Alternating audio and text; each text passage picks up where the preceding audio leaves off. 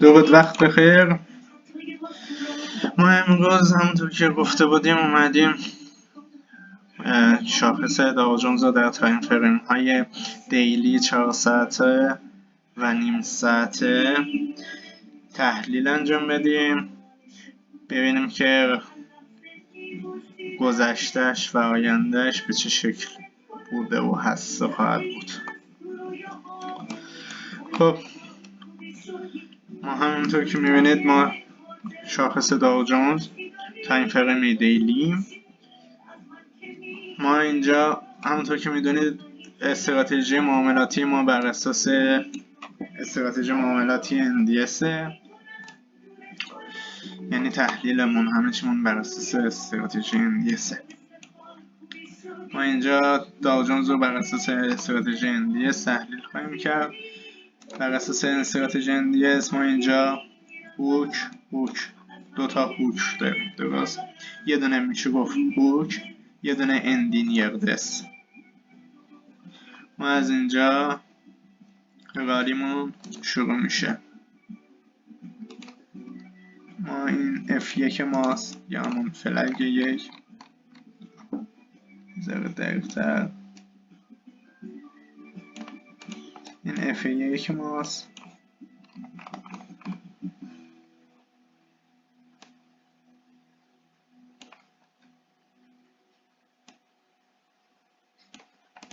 خب این F1 ما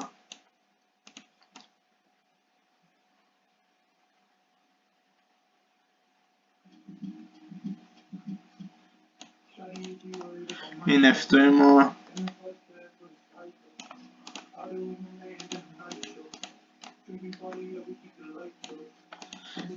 این F3 ما.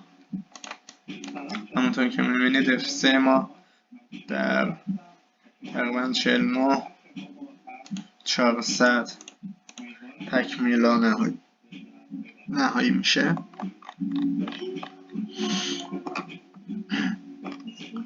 خب ما توی F3 مون باید دنبال F1 F2 F3 باشیم دیگه، درسته؟ من اینو بکنم 4 ساعته بهتر دیده بشه. ما اینو F1 داریم، بخشیدیم ما اینجا هوک داریم. این F1 ماست.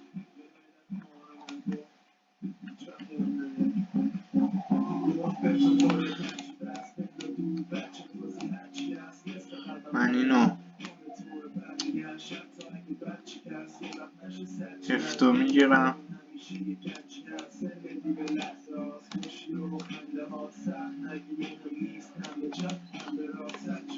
F3 ما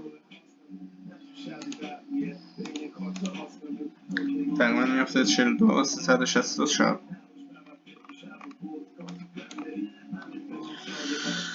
خب این F3 ما الان داخل رالی 3 یا همون F3 هستیم. من اینو بکنم یه ساعته. ما اینجا چی داریم؟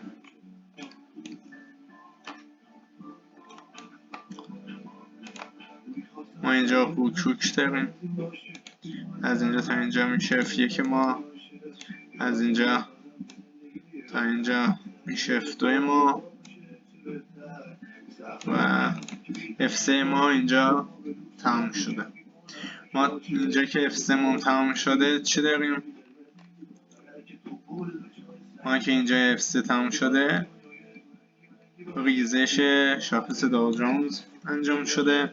ما اینجا هوک اصطلاح رالیمون شروع شده. من انتظار دارم شاخص داو جونز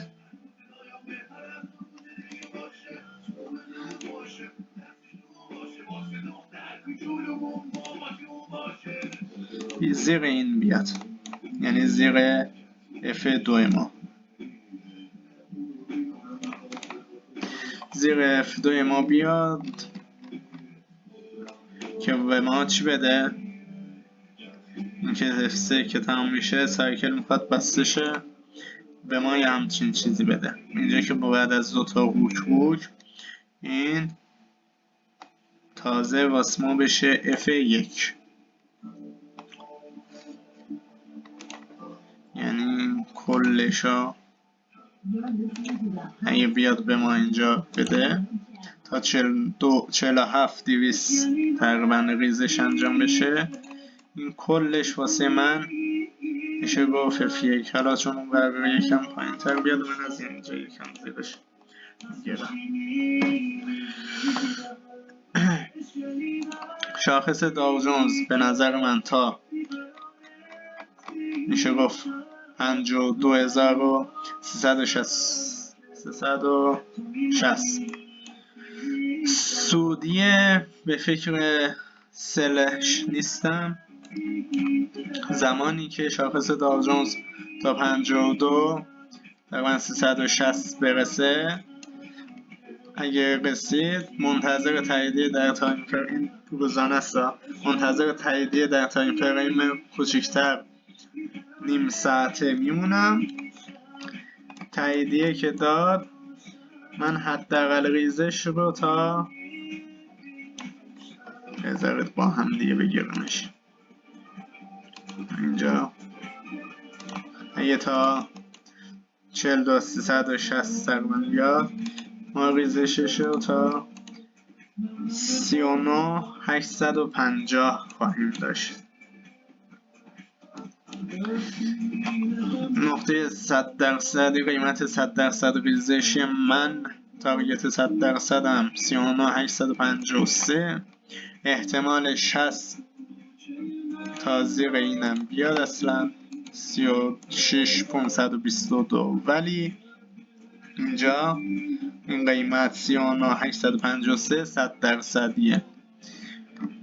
خب اگر قیمت شاخص داو جونز این بالا بیاد و بعدش ریزش کنه، اون موقع ما به ما این میشه، اینو F1 داده به ما، این F1 ماست، این F1 ماست. خب من اینو میذارم زیر F1.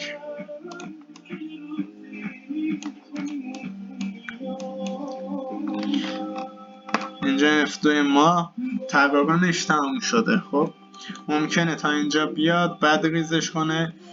ریزشی که میخواد انجام بده تا محدوده قیمتی گفتم 39800 قیمتش که 100%. اگه اینجا بیاد تا اینجا میشه F2 ما، یا اگه تا اینجا بیاد این میشه F2 ما. حرکت بازار واسه ما آیندهش مهمه که قیمت تا کجا میخواد بره، که احتمال میدم تا $52,000 قیمت سعودی باشه، و تا کجا بریزه که من باز احتمال میدم تا 39853 100% منه ریزش انجام بده. بریم یه لحظه تایم فریم نیم ساعت رو نگاه بندازیم.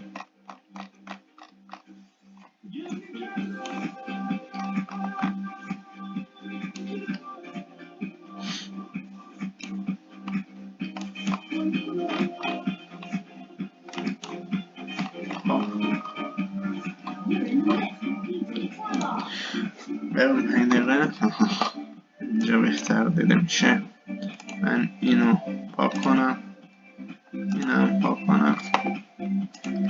شاخص داو جونز تو هفته گذشته چیکار کرد؟ به نظر من چیزی که نتیجه از رفتارش میشه گرفت اینه. اینجا این کندل سبزه این بالای این نرفته، یعنی ATH زده نشده، زیر ATH. خب به خاطر همون من این واسه من هوک، یه هوک. بعد از هوک به من چی داده؟ اندی داده، نیردس. این هوک، این اندی. بذارت باز سرش کنم که قشنگ‌تر دیده شه. نه این شده بود یه هوک.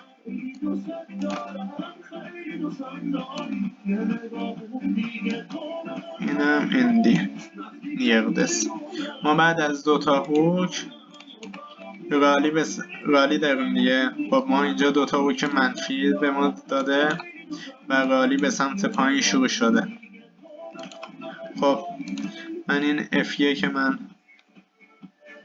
بذارید بیاد پایین. این الان F1 منه. چرا F1 بذارید ما بعد از دوتا هوک، حالا چون منفی و منفیشو میگیم، دوتا هوک منفی رالی به سمت پایین دیگه بعد F1 بزنه. واسه ما این الان F1 درسته؟ این الان F1 ماست. این F1 ماست. حرکت بازار. بعد از اینجا چی میشه؟ میاد این F2 ماست.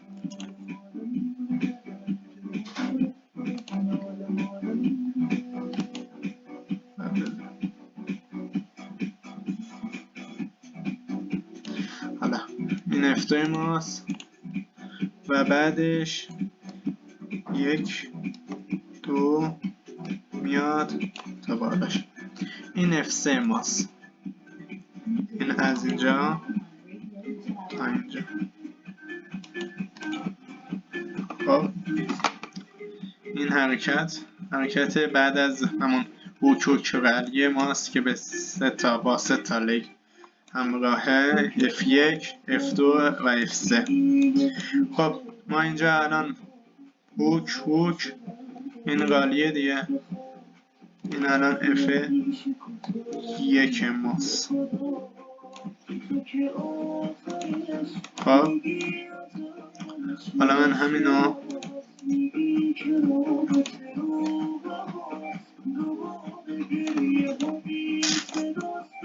بذارم روش.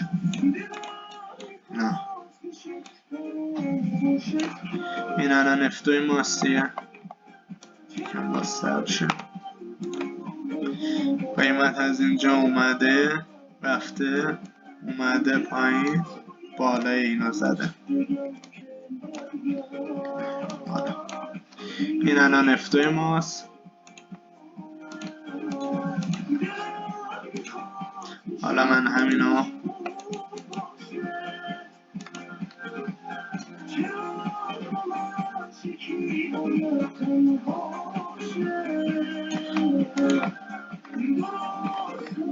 اینم F3 ماست. اومده هوکشم کرده بعدش ریخته واسه ما F3 زده. خب من این آبیا رو پاک کنم.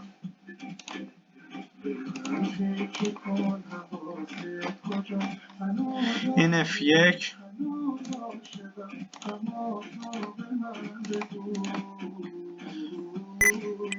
F1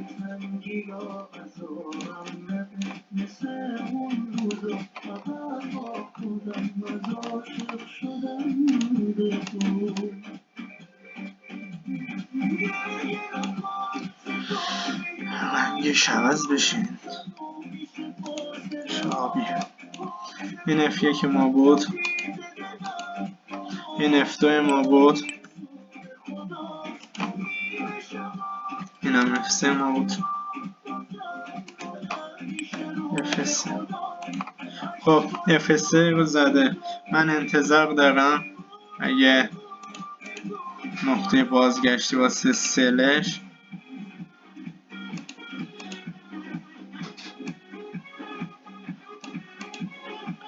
من انتظار دارم که شاخص داو جونز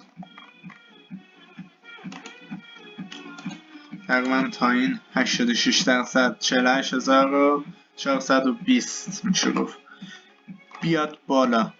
چرا؟ چون ما داریم دیگه بعد از اینکه F1 F2 که زده میشه F3 تموم میشه حداقل برگشت قیمتی بالای F2 باشه که بالای F2 میفته اینجا. بالای F2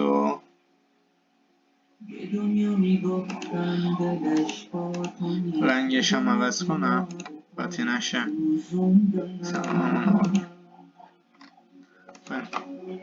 تا بالا این بیاد که به ما چی بده؟ به اصطلاح یه سایکل ببنده واسه ما اینجا 1 داریم، اینجا 2 داریم. من انتظار دارم در 86% بیاد 3 بکنه و ریزش به سمت پایین انجام بده. خب اگه اومد اینجا سلش چه شکلی میشه؟ سلش این شکلی میشه.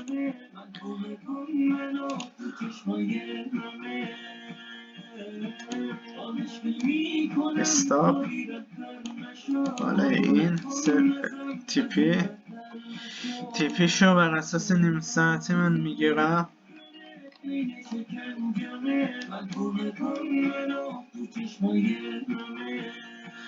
حالا تا همین 86 این. خب اگه همچین اتفاقی بیفته یعنی چی؟ یعنی بیاد 1 2 3 بکنه در تایم 5 دقیقه و ریزش انجام بده، چی میشه واسه من؟ در تایم فریم نیم ساعته بذارید کامل پاک کنم. توی تایم فریم نیم ساعته من اینو گرفته بودم دیگه.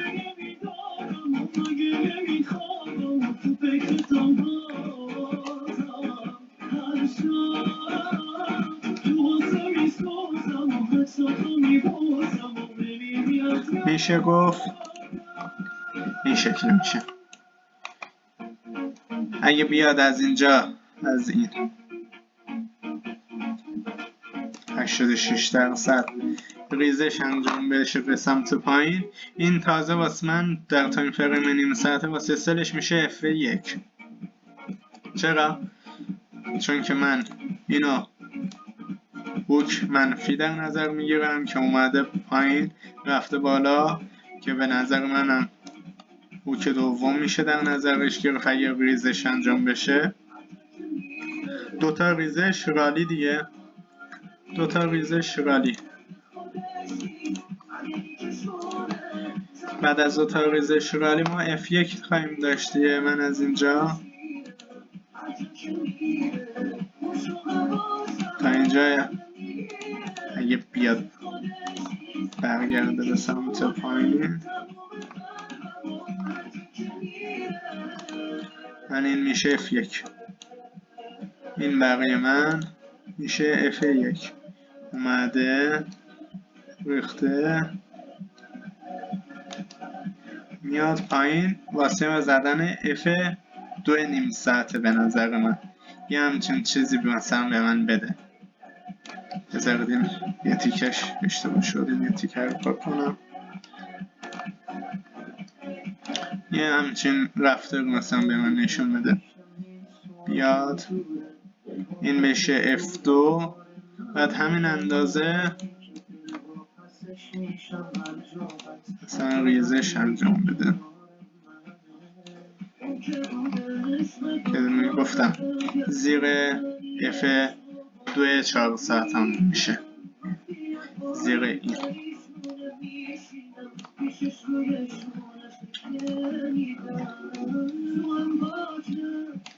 این F2. حرکت حالا این تو این هفته تعطیلی بانک‌ها رو داریم و اینا. حالا تا 1 2 هفته آینده حرکت داو جونز واسه من خیلی مهمه که ببینم آیا تا کجا میاد و تا کجا ریزش انجام میشه که میشه اینا F1 گرفت یا نه. اینی که من میگم احتمال ممکنه خب بیاد اصلا بکنه تازه این یه هوک این 2 هوک بیاد، یعنی این 1 2 رو تا این بالا بیاد. من اینجا تا اینجا بیاد بشه 2 تا هوک اصلا، بعد تازه شروع کنه تازه F1 F2 F3 زدن. هر چیزی امکان داره، ولی خب این به نظر من اینه که چون تایم فریم 5 دقیقه من اینجا بالا 1-2 باز داشتم بیاد این بالا به اصطلاح واسه من از اینجا تا اینجا رو بکنه F1.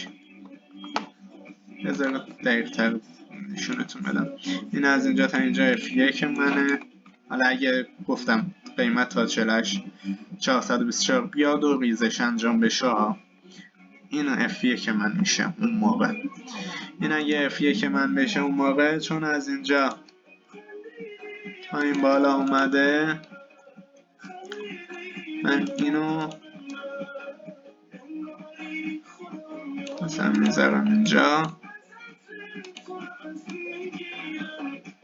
اینجا تو این محدوده قیمت به نظر من F2 تمام بشه، تقریبانش تمام بشه و قیمت تا این بالا بیاد بالا، تا اینجا تا 4821 بیاد و مجددا بره واسه زدن F3 که میاد زیر همون F2 ما. اینجا هم میشه F3 ما. من یه همچین حرکتی از بازار شاخص داو جونز دارم، چارتش، ولی خب ممکنه اشتباه هم باشه. این یه تحلیل سیگنال یا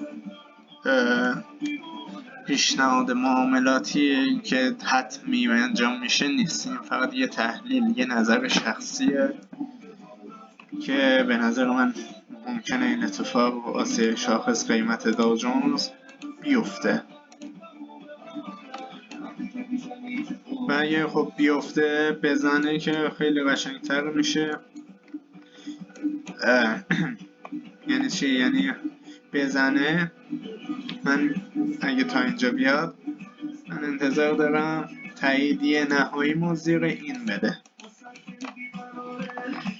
زیر 4722. چرا؟ چون من اینجا واسه من یه 1-2 باز داره. من اینو پاک کنم.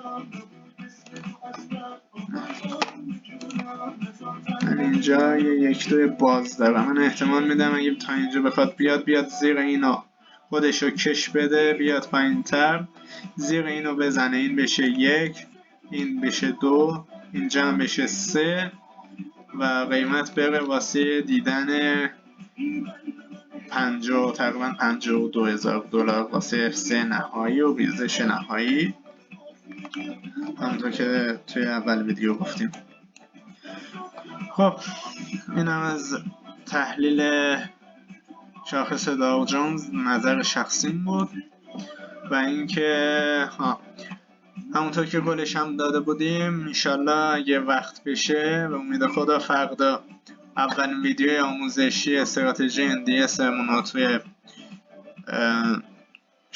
صفحات اجتماعیمون یوتیوب، اینستاگرام و تلگرام برگزار خواهیم کرد. موفق باشید.